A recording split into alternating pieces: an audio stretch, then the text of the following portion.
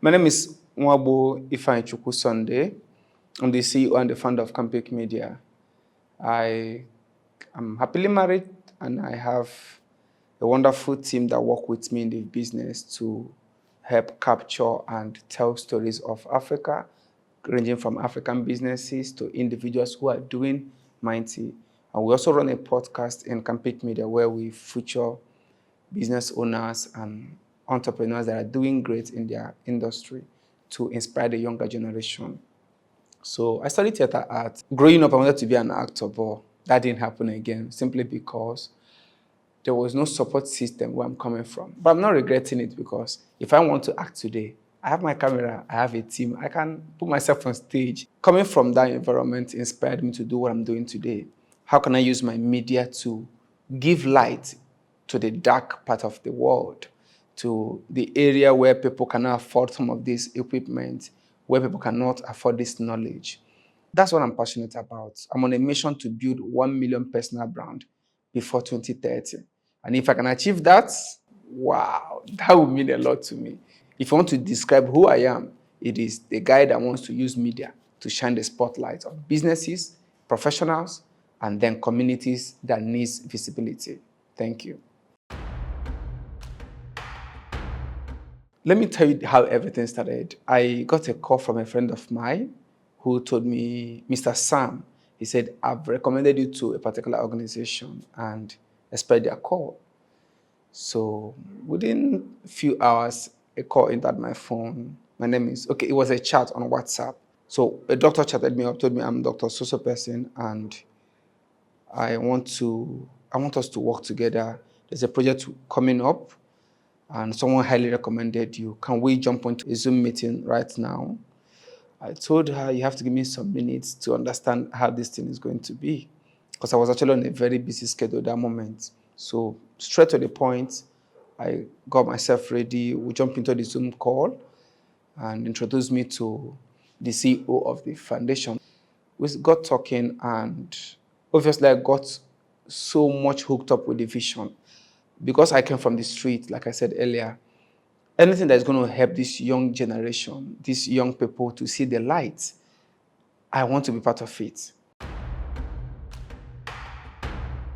So my role in the project was the DOP. I was the one directing the project. It was my team anyway. So from the drone to the photography to the video and to multimedia anyway.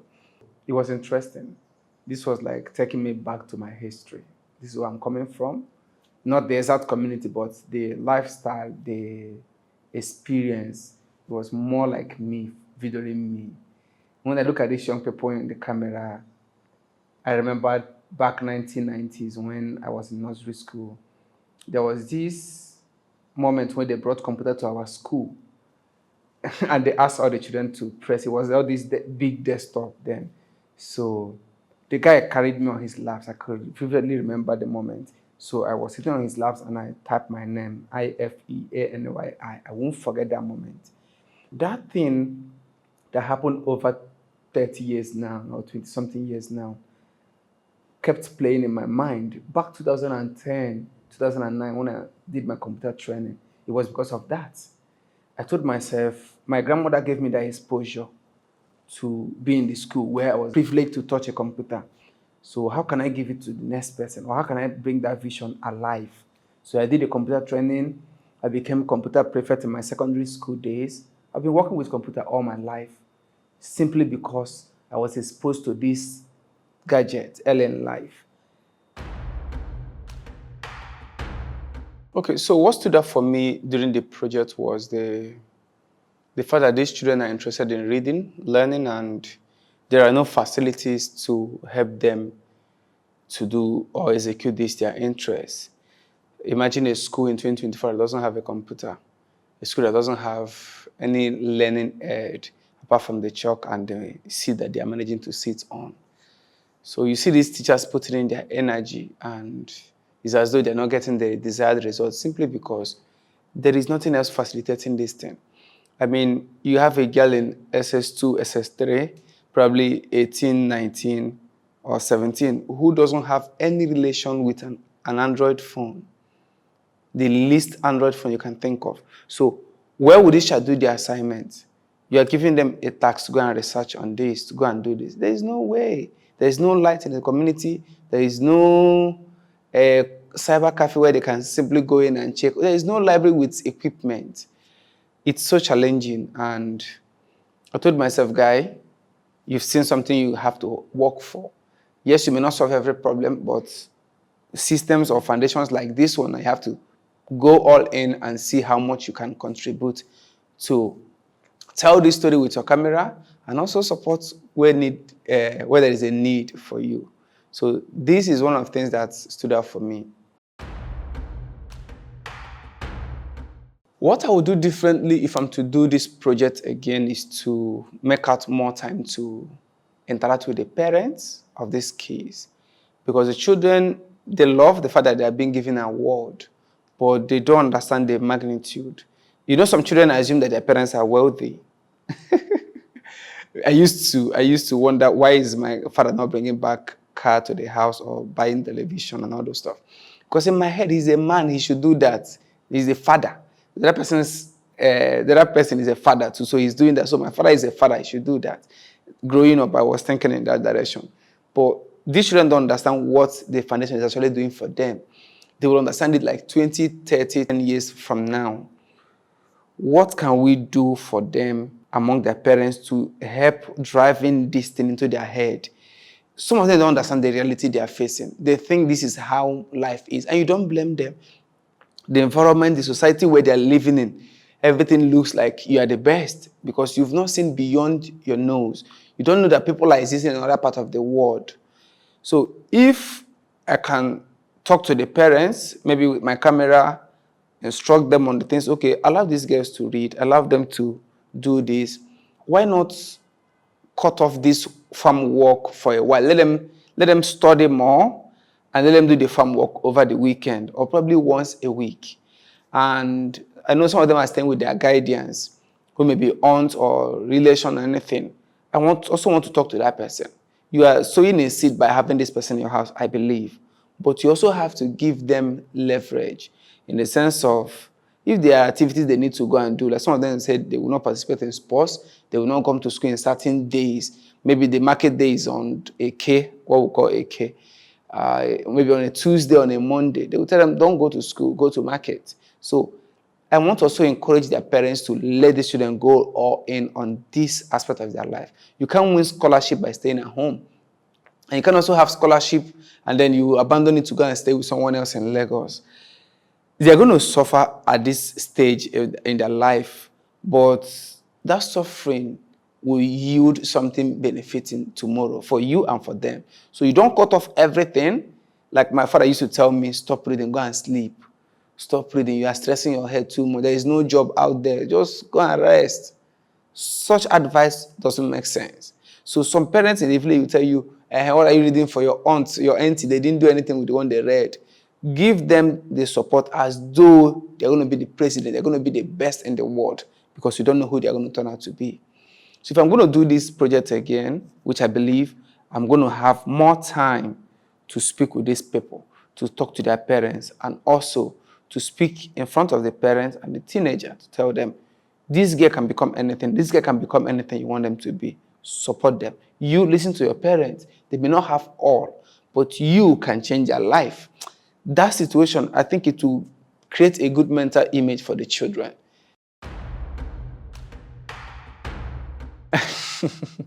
Obviously, the foundation paid me well. I won't lie. There's something we used to say. We say things like mission work.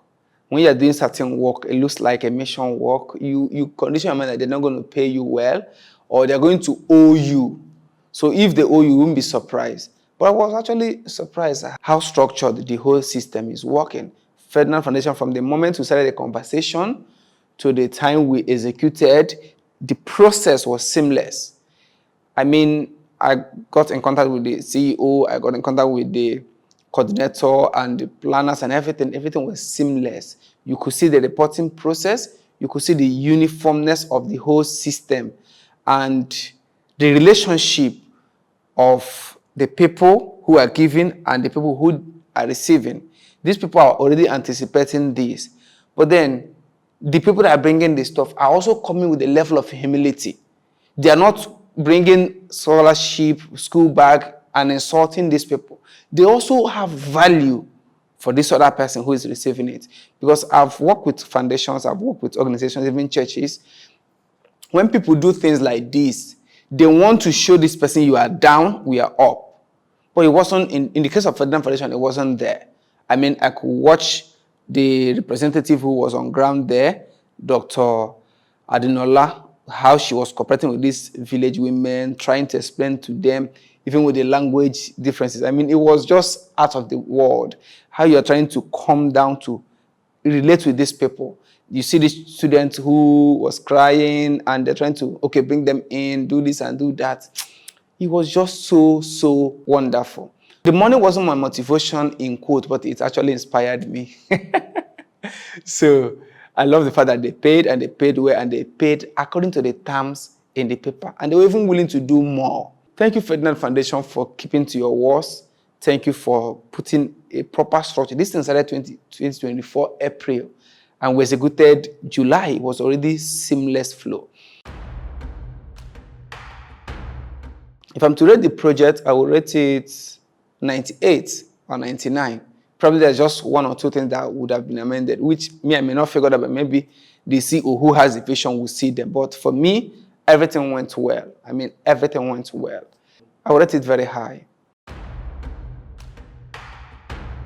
So to Ferdnand Foundation, I would suggest keep doing what you're doing, because that's one of the major concerns of the community. They're saying we've had things, similar things, even though they didn't execute those other people, but they've had similar situations. Or you see a well-constructed pump borehole, but it's no longer working. You will see electricity stuff, and it's no longer working.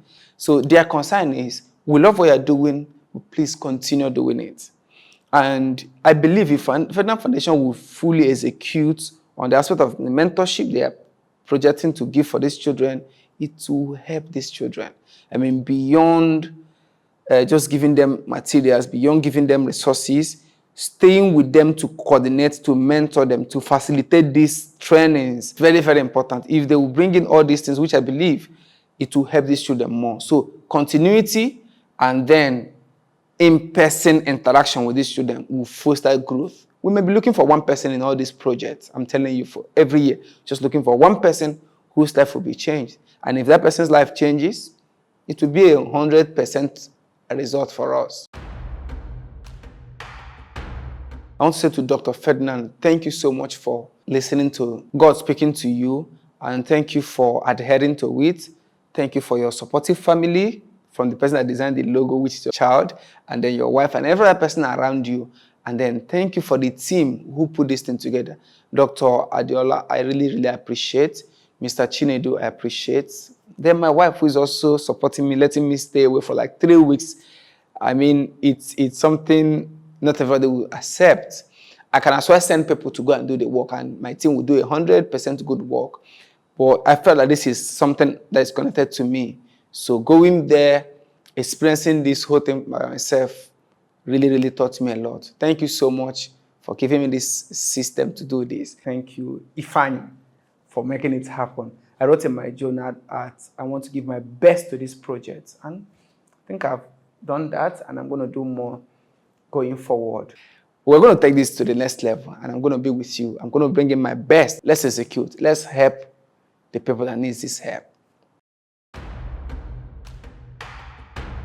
My last word for the viewers, probably not going to be my last, but for this documentary, I want to say, if you have any means of helping the next generation, don't hesitate. It may be an old device, like a gadget. There are children who are looking for computer in their school. You may have an old laptop. You may have a device that you are no longer using. Probably it's working well, or someone can just fix it. Find a way to get it to the hand of the next person. Don't discard things or useless them or abandon them if it will be of help to someone else.